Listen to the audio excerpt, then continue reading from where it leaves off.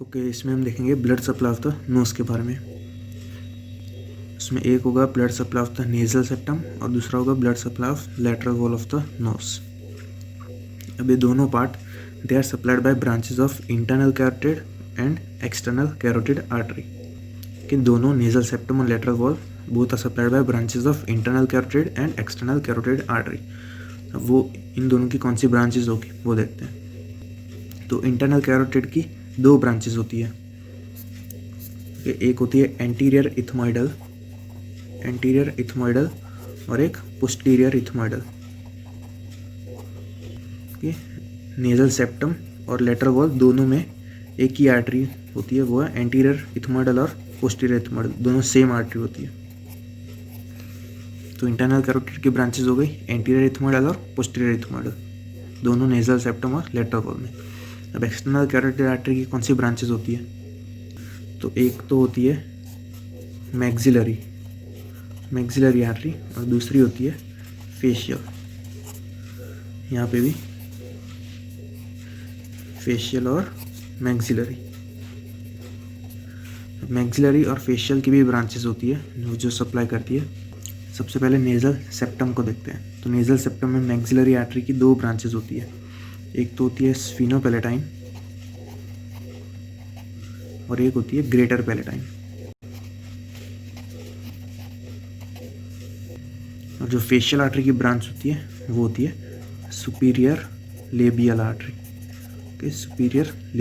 Artery. ये होती है branches of external carotid artery supplying nasal septum. उसकी दो ब्रांच एक्सटर्नल कैरोटिड की मैक्सिलरी और फेशियल। मैक्सिलरी की दो ब्रांचेस स्पिनोपैलेटाइन और ग्रेटर पैलेटाइन। फेशियल की एक ब्रांच वो सुपीरियर लेबियल आर्टरी। बाद में वो सेप्टल ब्रांच हो सकती, लेकिन मेन इंपॉर्टेंट ये याद रखना फेशियल आर्टरी की सुपीरियर लेबियल आर्टरी। उसके बाद लेटरल वॉल में कौन सी ब्रांचेस आती है? तो फेशियल आर्टरी उसकी स्मॉल ब्रांचेस, फेशियल आर्टरी की स्मॉल ब्रांचेस। फिर मैक्सिलरी आर्टरी में तीन ब्रांचेस हो जाती है। एक तो है स्पिनोपैलेटाइन, दूसरी है ग्रेटर पैलेटाइन और एक थर्ड एक एक्स्ट्रा आर्टरी ब्रांच होती है वो है लेसर पैलेटाइन। ये तो ऑलमोस्ट सिमिलर ब्लड सप्लाई है, सिर्फ lateral wall of the nose में एक ब्रांच बढ़ जाती है वो है लेसर पैलेटाइन। ये है पूरा blood supply of the nose. Internal carotid उसकी कौन सी दो ब्रांच? एंटीरियर इथमोइडल और पोस्टीरियर इथमोइडल, दोनों सेप्टम और लेटरल वॉल दोनों में। फिर external carotid artery by maxillary and facial, दोनों में मैक्सिलरी एंड फेशियल। मैक्सिलरी की दो ब्रांच होती है इन द नेजल सेप्टम, वो है स्पिनोपैलेटाइन और ग्रेटर पैलेटाइन। फेशियल की एक वो है superior labial artery in the nasal septum. फिर lateral wall of the nose में फेशियल आर्टरी की स्मॉलर ब्रांचेस। फिर मैक्सिलरी आर्टरी भी तीन ब्रांचेस, स्पिनोपैलेटाइन, ग्रेटर पैलेटाइन और lesser palatine. Lateral wall of the nose दो होते हैं, राइट और left lateral wall of the nose होती है, इसलिए एक आर्टरी उसमें बढ़ जाती है, यहाँ पे एक ब्रांच कम होती है। ये blood supply of the nose. अब इमेज देखते हैं, क्योंकि ये इमेज है blood supply of the nasal septum की। मेन दो आर्टरी इंटरनल कैरोटिड और एक्सटर्नल कैरोटिड।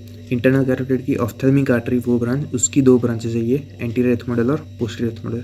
तो याद रखना इंटरनल कैरोटिड, उसके बाद ऑफ्थेल्मिक आर्टरी, उसकी दो ब्रांचेस एंटीरियर इथमोइडल और पोस्टीरियर इथमोइडल जो ऊपर से आती है। फिर आगे एंटीरियर इथमोइडल और पोस्टीरियर इथमोइडल, ये इंटरनल कैरोटिड आर्टरी।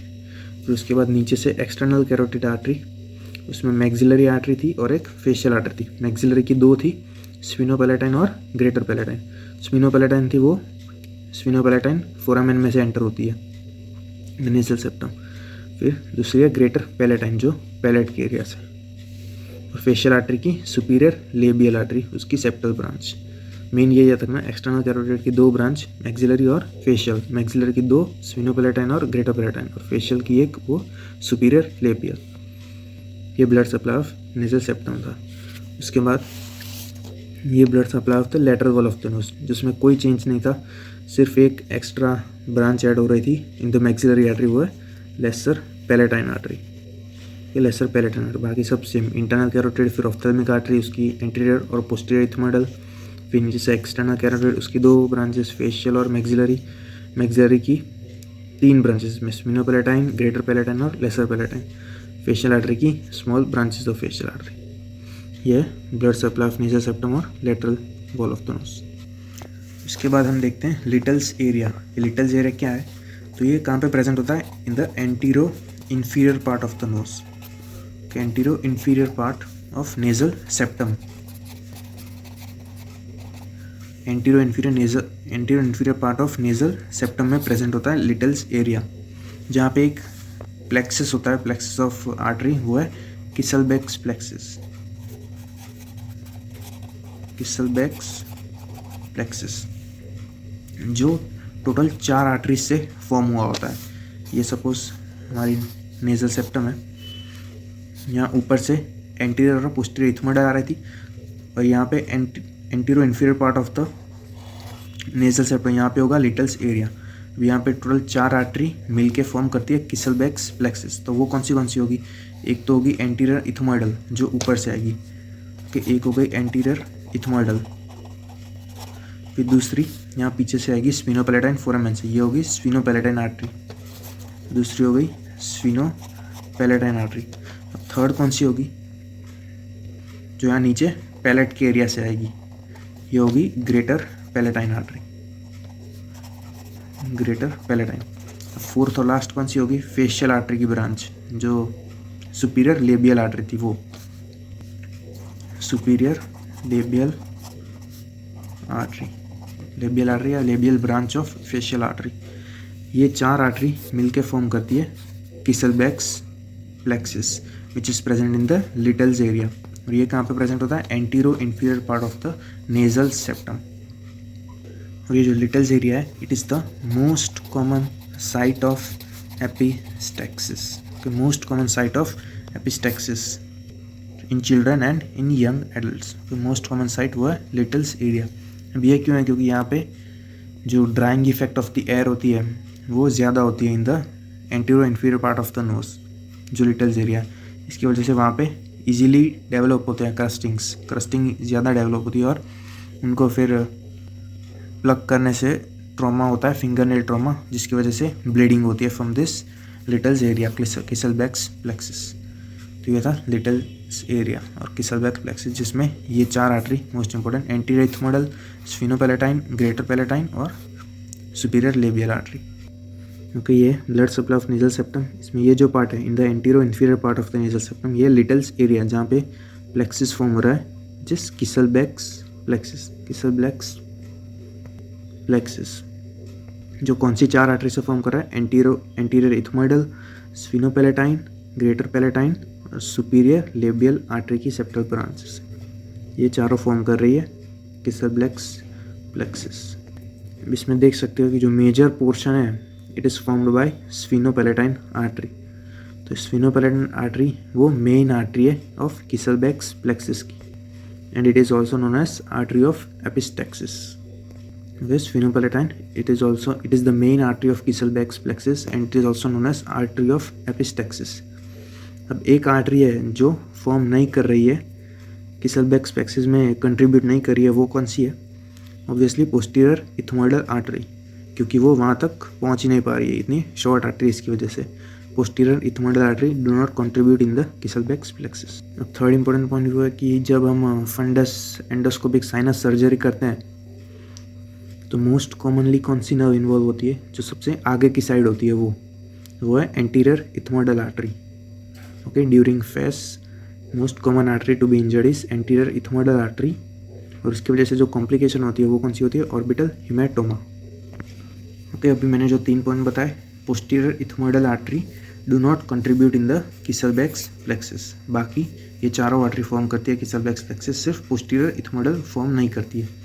इसके बाद main artery of Kiesselbach's plexus and artery of epistaxis वो कौन सी थी?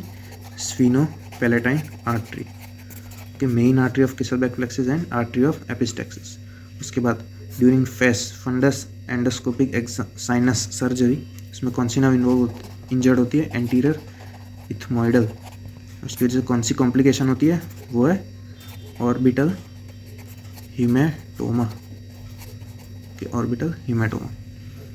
ये 3 इंपॉर्टेंट पॉइंट्स। अब लिटल्स एरिया देखने के बाद और एक एरिया है, वो है वुडरफ्स एरिया। अब ये कहाँ पे प्रेजेंट होता है? बिहाइंड, या फिर कह सकते हैं under the inferior turbinate, okay, under the inferior turbinate, उसके posterior end में। तो ये सपोज हमारे lateral wall of the knows है, सुपीरियर, मिडल और inferior turbinate। यहाँ under the posterior end of inferior turbinate यहाँ पे एक एरिया होता है जो है वुडरफ्स एरिया। यहाँ पे दो आर्टरी एनास्टोमोसिस कर रही होती है, और वो कौन सी है? एक तो है स्फिनोपेलेटाइन और posterior pharyngeal artery. Sphenopalatine and posterior pharyngeal artery, they forms Woodruff's area, वो प्रेजेंट होती है इन द वुडरफ्स एरिया। और ये जो है Woodruff's area, it is the site of posterior epistaxis. फिर उसके बाद रेट्रोकोलमनर वेन होती है बिहाइंड द कोलमेला। ये सपोज हमारा नोज़ है, ये कोलमेला है, यहाँ पे फ्लोर ऑफ द नोज़ है, यहाँ पे ही रेट्रोकोलमनर वेन होती है और ये एक प्लेक्सिस बनाती है and it forms most common site of Venus epistaxis. Okay, Venus bleeding, ये क्या करती है? वीनस एपिस्टेक्सिस या वीनस ब्लीडिंग करती है from the lateral wall of the knows. Most common it is present in young adults. ये रेट्रोकोलमनर when.